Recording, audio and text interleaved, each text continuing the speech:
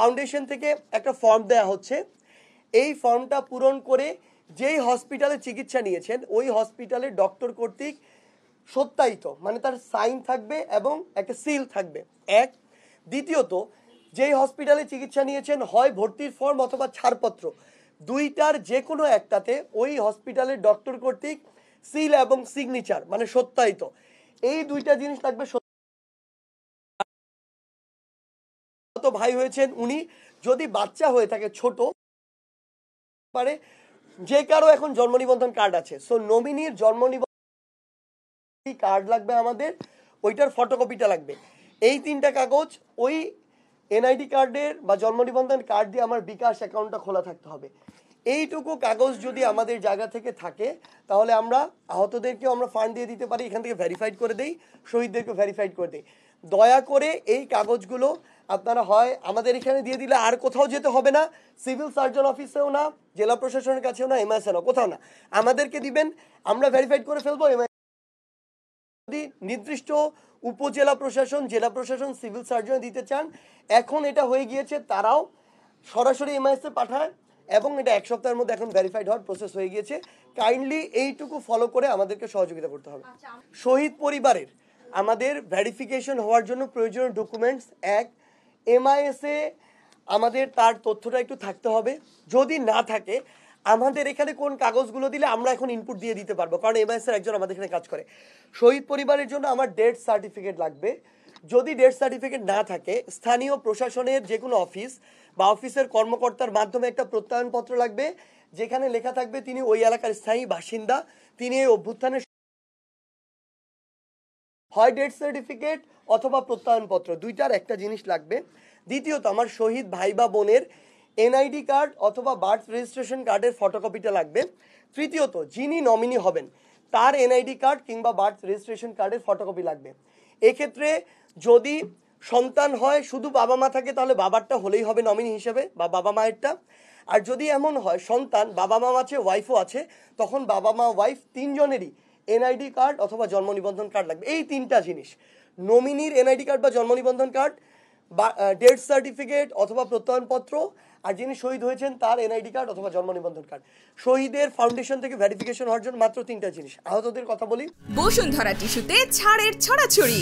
Bashundhara tissue নিয়ে এলো নিশ্চিত ছাড়। আপনি যেমন বললেন যে অনেক আহত আসছে, আপনি যেমন ফেস করছেন আমিও ফেস করছি, কিন্তু সত্যি কথা এটাই যে গতকালকে আমি একজন শহীদ পরিবারকে এখানে পেয়েছি, উনি বললেন উনি 3 দিন এসেছেন, উনাকে এখনো চেকটা দেওয়া হচ্ছে না। এরপরে উনি আমার সামনে খুবই ইমোশনাল হয়ে গেছেন, আমারও খারাপ লেগেছে। আমি এই অফিসের 3 জন যারা এই শহীদ পরিবারকে অর্থ দেওয়ার সাথে সম্পৃক্ত, 3 জনকে ইচ্ছা মতো ঝেড়েছি। ঝাড়ার পরে তারা একদম তাদের চোখের পানি ছেড়ে দিয়ে এক প্রকার তারা আমাকে একটি কথা বলেছে যে উনাকে শুধু বলেন, উনার ছেলে মারা গিয়েছে, উনি ওয়াইফ, উনি উনার হাজব্যান্ডকে 3 দিনই বলা হয়েছে নিয়ে আসেন, কারণ উনার হাজব্যান্ডও নমিনি। সো যদি নেয় ওয়াইফ হাজব্যান্ড আলাদা নিতে হবে, না হয় 2 জন এসে একসাথে চেকটা নিতে হবে। সো উনাকে বলেন 3 দিনই বলা হয়েছে একসাথে নিয়ে আসতে, উনি এসেছে কিনা, উনি বলেন না নিয়ে আসে নাই, তাহলে আমরা কিভাবে দিব? সো ফ্যাক্ট হচ্ছে তারা তাদের জায়গা থেকে যেটুকু মিনিমাম রিকোয়ার্ড ডকুমেন্টস সেগুলো সাপ্লাই না করেই তারা তাদের জায়গা থেকে এটুকু চাচ্ছে। আপনি তো আজকে থেকে 10 বছর পরে এসো আমাকে এটার জন্য দায়ী করবেন যে আমি কেন প্রপার ডকুমেন্টস দিতে পারছি না, এটা আমি কি নিজে খেয়ে ফেলেছি কিনা। সো আমাকে তো এইটুকু লায়াবিলিটিস নিতে হবে, আমি যে কয়েকটা জায়গায় ডিসপার্স করেছি সেই কয়েকটা জায়গায় ক্লিয়ার ডকুমেন্টস আমার কাছে আছে। আমি আমার জায়গা থেকে এখন পর্যন্ত যে 2229 জনকে দিয়েছি তার প্রত্যেকটা ডকুমেন্টস আমি দিতে পারবো। সো এইটুকু ট্রান্সপারেন্সি আমার থাকতে হবে। সো এই জায়গায় যে জিনিসটা হয় অনেক ক্ষেত্রে, আপনি যেটা বললেন যে অনেকে আহত আছে তারা তাহলে কখন পাবে, না, হসপিটালে যারা ভর্তি আছে এটা তাদেরকে ভেরিফাই করার জন্য যথেষ্ট। এখন যারা হসপিটালে আমরা প্রত্যেক সপ্তাহে চেক করি নতুন কে ভর্তি হচ্ছে, হসপিটালে ভর্তি হওয়া এই সংখ্যাটা আপনারা 10% দেখাতে পারবেন না যারা এখনো ফান্ড, যারা নতুন এসে আবার ভর্তি হয়েছে। প্রত্যেক সপ্তাহে হসপিটাল থেকে লিস্ট আসে, যারা নতুন আসে আমরা আমাদের জায়গা থেকে তাদেরকে আবার ফান্ড পাঠানোর ব্যবস্থা করি। আর এই যে যারা দেখছেন এই যে সংখ্যাটা বড়, আহত এখনো প্রায় 8-9 হাজারের মতো, তারা যেটা হয়েছে চিকিৎসা নিয়ে অনেকটাই সুস্থ হয়ে বাসায় চলে গিয়েছে, তারা স্থানীয়ভাবে যোগাযোগ করছে। সো তাদের ক্ষেত্রে এখন এই জিনিসটা আমরা বিভাগীয় পর্যায়ে যদি যাই এটা আরেকটু ত্বরান্বিত হবে। এটা আমরা বারবার স্বীকার করবো, যতটা স্পিড হওয়া দরকার ছিল ততটা হয় নাই, বাট গতিটা দ্রুত বাড়ছে।